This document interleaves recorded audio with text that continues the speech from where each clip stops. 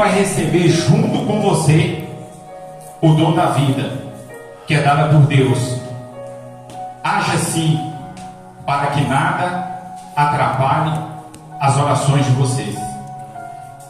Vou repetir aqui o final. Haja assim, para que nada atrapalhe as orações de vocês, no plural. Pode se sentar, por favor? Aleluia, Deus. Nós somos de palmas pela palavra do Senhor. Glória a Deus.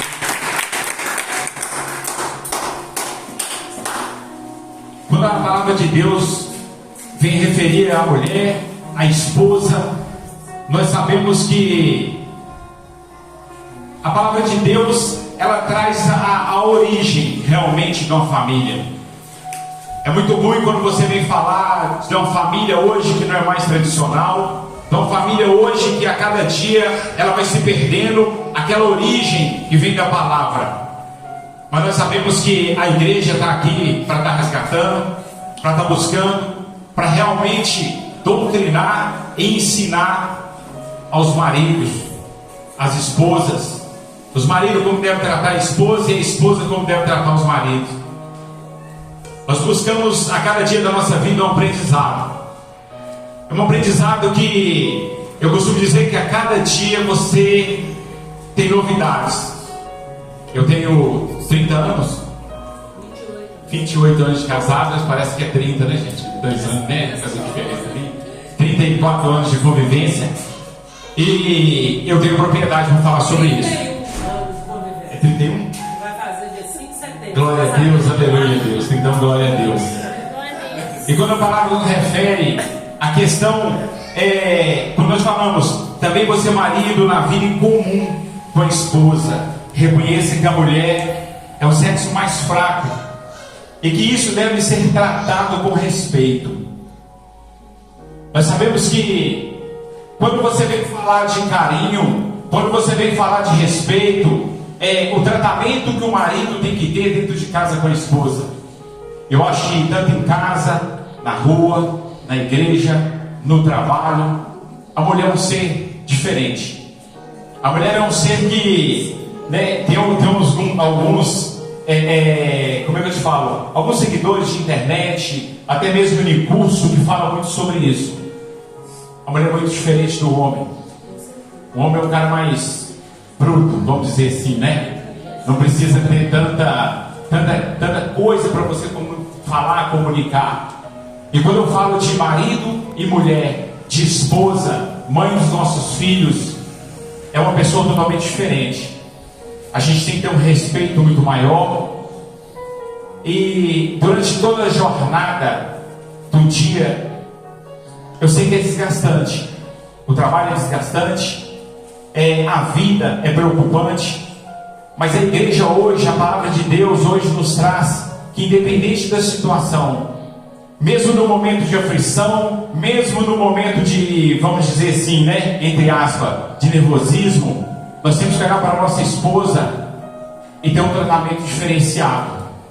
Nós temos que ter aquele filtro que na hora que o olhar que eu tenho para minha esposa, na hora que eu receber alguma palavra dela, né, o marido recebeu uma palavra da esposa, a qual talvez não agrada a ele do jeito que ele gostaria de ter, ele tem que entender que o propósito é para os dois. Quando você fala de horizontal e vertical, quando o marido desrespeita a esposa, ele não criou só um problema dentro de casa, ele criou um problema na esfera espiritual. Às vezes você pode pensar que eu vou para a igreja, é que eu vou orar, que eu vou conversar com Deus. É o que nós temos que fazer. Raramente o seu psicológico, raramente o eu, o você interno, você não vai estar bem para estar conectado com Deus. Eu acredito que muitos aqui que moram juntos, que são casados, que têm namorada, sabem o emocional. O que é o emocional? No momento que você tem um problema com o seu cônjuge, o seu emocional ele é todo abalado. O seu dia não é bom, a sua semana não está boa, o seu emprego não vai bem. É totalmente diferente de você sair de casa ou de você ficar dentro de casa com aquela pessoa que você... Eu não vou falar briga, né? Porque briga é uma coisa que não te leva a nada. Quando os casais entendem que uma discussão, que um problema que é gerado entre não tem vencedor e nem perdedor, que existe uma causa que tem que ser resolvida para que venha trazer mais harmonia dentro de casa, a gente consegue conduzir de uma forma diferente, de uma forma bem diferente do que quando você ultrapassa os seus limites de estabilidade emocional e você às vezes fala coisa que você não quer falar. Às vezes você fala uma coisa que vai te ferir, que vai magoar tanto a pessoa do outro lado, mas que você nem queria falar, mas saiu. E quando você vem buscar o seu ministério, que você vem para a casa do Senhor, você entende que, primeiro, como que eu vou ser um pastor, como que eu vou ser um presbítero, como que eu vou ser um levita na casa do Senhor, se a minha casa não está arrumada. Como que eu vou estar tentando construir um ministério se eu não tenho condições de administrar nem o meu ministério interior, a minha casa, o meu eu? E é em cima da palavra, e é em cima de buscar para poder entender qual que é o papel de cada no casamento. Quando nós conseguimos entender, eu costumo dizer o seguinte: hoje, com as informações que você tem e o que você consegue trazer de cursos, palestra, igreja, de informações pela internet, quando eu vejo um casal de namorado e saber que o que eles vão enfrentar pela frente ainda, as dificuldades que eles vão enfrentar, mas se tiver um norte, uma sabedoria para poder estar buscando e levando eles para o caminho de Deus, e ele ter um entendimento que eles vão buscar sabedoria para dividir a vida a dois, dentro daquela casa, dentro daquele lar. Eu costumo falar que às vezes nós falamos muito de casa.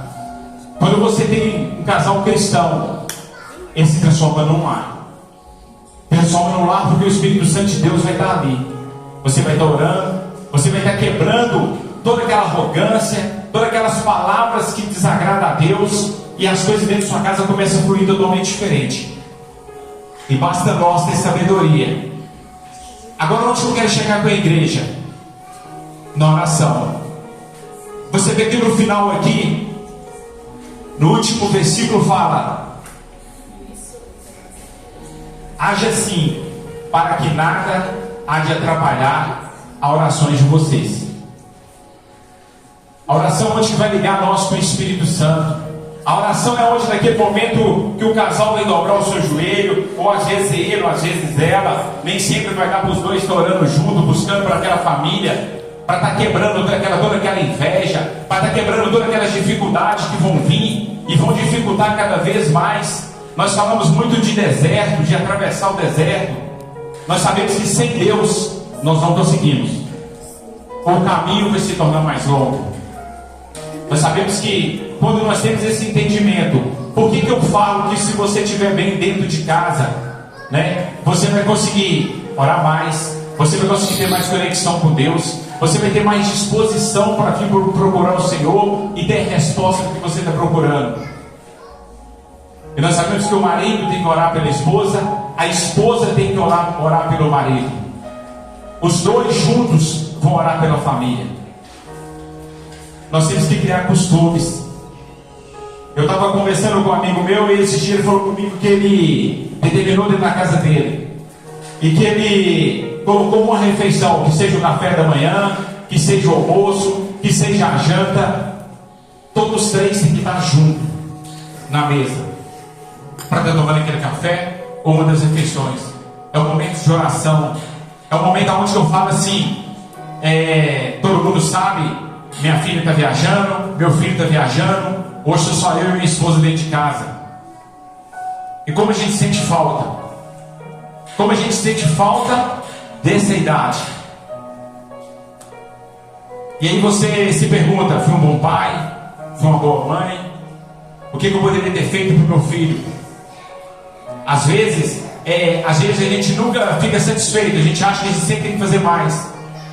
Mas eu costumo pensar e falar assim, que nós temos que ser duro. O nosso coração pode estar ali doendo, o nosso coração pode estar com aquele sentimento, mas eu tenho que mostrar para eles que a vida é dura. Se eu não ensinar para eles o caminho que eles têm que seguir, eles vão pagar muito caro. Eles vão pagar muito caro, porque a vida aí fora cobra muito.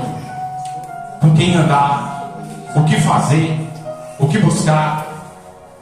Quando meu filho não é de frequentar a igreja, ele não é nem de falar em Deus, e a minha esposa falou que espera depois que ele voltar da viagem dele, que ele vai converter. E toda a resposta que ele dá, que ele manda mensagem para ela ou para mim, ele fala amém, glória a Deus. É tudo dele em nome de Jesus. A missionária Lorena foi lá, orou, deu para ele uma Bíblia, levou essa Bíblia, está com ele. E eu acredito que eles estão no conforto da sua casa, num propósito pessoal dele, né? Que às vezes a gente fica questionando um pouco. Ele, eu falei no outro dia, ele está na guerra mesmo da Ucrânia. Hoje ele está em Kiev. Ele está numa cidade toda destruída, onde tem muito tiro, muita míssil, muita bomba. Mas as orações nossas é que ele está debaixo da cobertura de Deus, no esconderijo do Altíssimo, e nós sabemos que não teria condições melhor para ele estar guardado.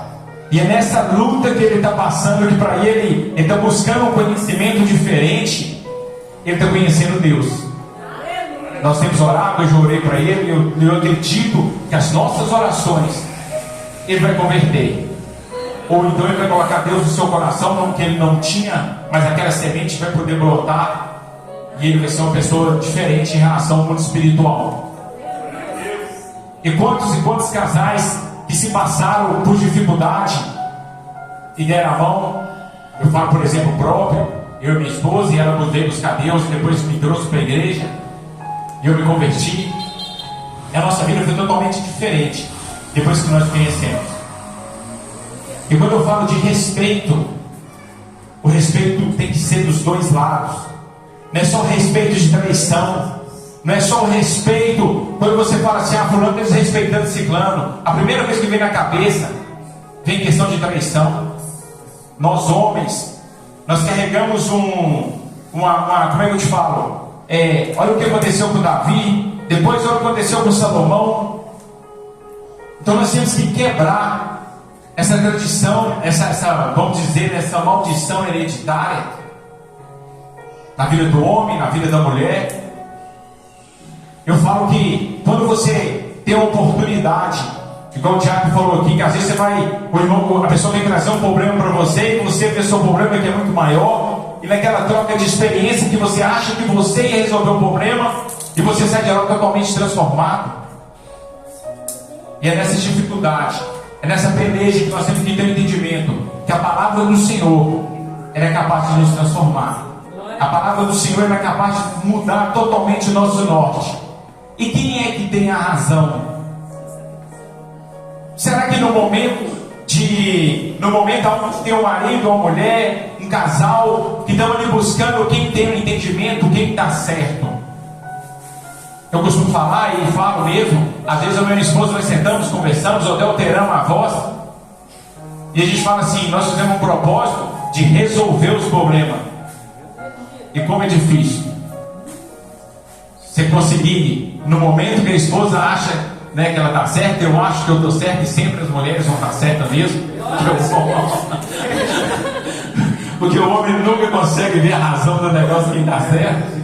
E a gente vai aprendendo, por mais que nós somos marrentos, por mais que o cara, não é isso, mas você reconhece lá dentro, que no fundo, elas têm mais sensibilidade, elas têm mais razão, elas têm mais direção, elas conseguem ter uma visão diferenciada que o homem não tem. Mas o homem tem ousadia, o homem ele consegue prover a segurança de casa, o homem consegue prover o sustento de casa, o homem consegue ter. Eu estava fazendo um curso, e no meio desse curso eu vi uma coisa, o seguinte, até mudei o meu hábito. E nesse curso fala assim, quando o homem vai dormir, quem foi lá e verificou se as portas estão fechadas? Quem? É as mulheres? Está errado. Quem provê segurança é o homem. Aí eu fui refletir e falei assim, não, talvez ela não veja, mas todo dia eu vou lá e vejo que está tudo fechado mesmo, eu que vejo. Aí às vezes ela vai lá e confere para ver se está fechado mesmo, eu falei assim, ela estava conferindo.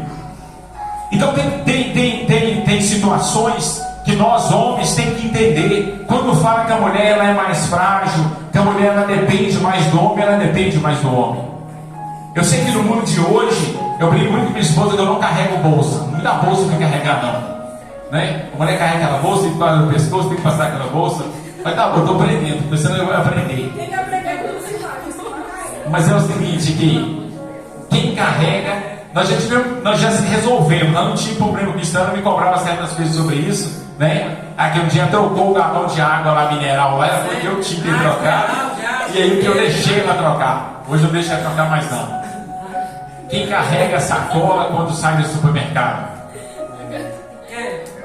É o homem. Quando o homem vai no supermercado? Mas é o seguinte, eu tenho problema de ir no supermercado, eu não aguento no supermercado, eu passo mal dentro do supermercado. E quando eu vou para agradar ela. Não gosto, ela assim, vamos no supermercado comigo, eu vou, eu respiro, eu vou lá e vou no carrinho, só para agradar ela, para me estar do lado dela. Mas se fosse a minha vontade, eu não ia. No casamento é assim, né? Mas é o papel do homem. Né? Então o que eu trago para a igreja hoje? São os pequenos detalhes que nós, homens, marido, não podemos deixar a desejar no casamento. Não podemos. Por que no namoro era assim e no noivado o negócio foi começando a desandar e depois se casou e aí que perdeu o mesmo sentido? E todo namoro, todo noivado, quem namorou, noivou, ou se juntou, foi morar junto, está casado, tem uma companheira há muito tempo, lembra de momentos do namoro que hoje não acontece mais. Minha esposa me cobra de eu levar um talento para ela, né, um chocolate. Aí, quando ela viu o talento, ela já, né? Mas faz parte. Faz parte, sabe o que eu quero mostrar para a igreja? Que nós temos que resgatar. Eu trabalho muito, eu gosto de trabalhar e acho que o homem tem que trabalhar muito. Se você quer ser uma coisa, se você quer ser um diferencial, dar um conforto melhor para a família, você tem que trabalhar no mínimo 18 horas por dia. Você tem que imprimir uma força no trabalho, uma energia e confiar que as coisas vão acontecer. Sabe? Eu acho o natural, o básico, 8 horas só. É que eu falo, cada um vai com o que eu estou buscando. Se você trabalhar só o básico, você não tem uma visão diferenciada, você tem que buscar a ousadia. Se Deus tem o melhor para mim, por que o crente tem muita dificuldade em falar de prosperidade, de dinheiro? Por quê? Qual é o problema falar de dinheiro? Eu tenho que entender. Hoje eu conversei com um cara hoje, isso aqui não é história não, tá? Eu conversei com um cara de 7 Lagoas hoje. Ele vendeu 15 toneladas de ouro para um príncipe. Ele pegou a Ucrânia, ele pegou o Japão e pegou um outro país. Ele representa 3 países. Ele vendeu 15 quilos de ouro por mês. E aí? Qual que é o mistério? Ele falou, Rogério, eu estava no lugar certo, na hora certa, e conheci pessoa certa. É um cara temente a Deus, é um cara que tem buscado a Deus.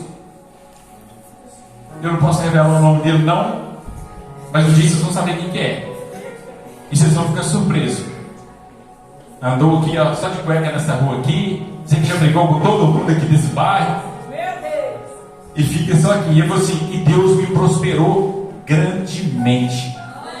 Tem 2 horas conversando com ele. E uma coisa que a gente estava falando, e ele falou que vários colegas dele se perderam no meio do caminho.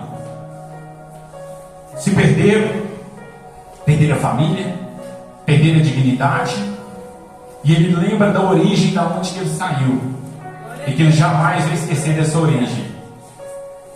Então isso traz para nós o porquê. Quando fala, a palavra de Deus fala ali que você tem que honrar. Eu ia até fazer uma outra leitura da palavra aqui, mas nós fizemos uma reunião aí e nós estamos encurtando o tempo do culto para terminar mais cedo. E a palavra de Deus fala no livro de Malaquias que Deus ele questiona o homem, ele fala que derrama muitas lágrimas no seu altar, mas que ele trai a esposa, que ele esqueceu da mocidade dele, com quem ele namorou, casou e acompanhou, e que ele não escuta as orações daquele traidor. É pesado. Se você for ler a fundo o livro de Malaquias no capítulo 3, você vai ficar pensando a fidelidade. Outro dia eu falei com a minha esposa, entre eu e os meninos, né, quem que ela escolheria?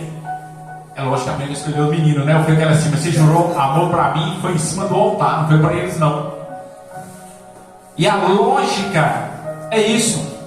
Os filhos são consequência de um casamento. Quando você jura amor para uma pessoa, você está jurando a presença de Deus em cima do altar. Os filhos são consequência. O filho um dia vai jurar amor a outra pessoa e vai sair da casa do pai e da mãe, e é bíblico, e ele vai seguir o caminho dele. Eu fico muito feliz. Às vezes eu fico pensando assim, eu, mas a minha esposa, nós estamos cumprindo alguns ciclos de vida, né? Nós somos filhos, nós somos pais, os filhos saíram da nossa casa, os dois, agora nós estamos, né? Nós dois sozinhos dentro de casa. Vamos ser avô agora. Se Deus quiser. Eu falei, doido para ser avô. Para ser avó, né? E aí a gente está caminhando para, era o nosso fala não, tá? Para aquela idade mais avançada, onde nós dois vamos ter até duas cadeiras de balanço assim, né? Que fica lá na varanda. E a gente vai cumprir o ciclo da vida. É maravilhoso. Eu não tenho problema com idade em relação a você saber assim, eu estou seguindo uma trajetória de vida. Quando você vê uma pessoa que é avô, que é bisavô, e aí? O que nos espera agora daí para frente? Vida longa. Vida longa. Honra seu pai e a sua mãe. Esses dias serão longos. E a gente volta para a Bíblia de novo. E a palavra de Deus te faz essa promessa. E a gente volta para a família. E você vê que a promessa de Deus é tão boa que ela não é individual. Quando ele falou com Noé, ele deu promessa para a família dele. Eu li aqui que os dois vão ser beneficiados. Então, eu deixo para a igreja hoje essa palavra. Vamos pensar mais na companheira, a companheira pensar mais no companheiro, a esposa do esposo, e a gente tentar levar uma vida mais suave, uma vida mais tranquila. Vamos ver o que não aborrece, qual o ponto do seu casamento, qual o ponto conjugal dos seus que é aquele ponto da ferida, é aquele ponto onde mexe mais, aonde que deixa o outro mais nervoso. Uma coisa eu aprendi, gente, não adianta tentar mudar, que não vai mudar não. A gente vai conviver e vamos mudar o nosso olhar. Se eu conseguir mudar o meu olhar para ela e ela mudar o olhar dela para mim, as coisas vão ser bem diferentes. Sabe por quê? Não tem preço a paz, o amor. Você pode dividir sua vida com aquela pessoa que você ama, aquela pessoa que você gosta, porque existe amor. Se estão juntos, existe amor. Esse negócio de falar que o amor acabou, não acabou. Nós temos o privilégio de ouvir a palavra de Deus e entender que ele e ela, ou ela, está te esperando no final do dia, no final da tarde. Quando você voltar para casa, alguém vai estar te esperando. E essa certeza que nos dá força para continuar na caminhada, senão nossa vida não teria sentido. Amém? Glória a Deus, aleluia. Uma salva de palmas para o nosso Senhor Jesus Cristo.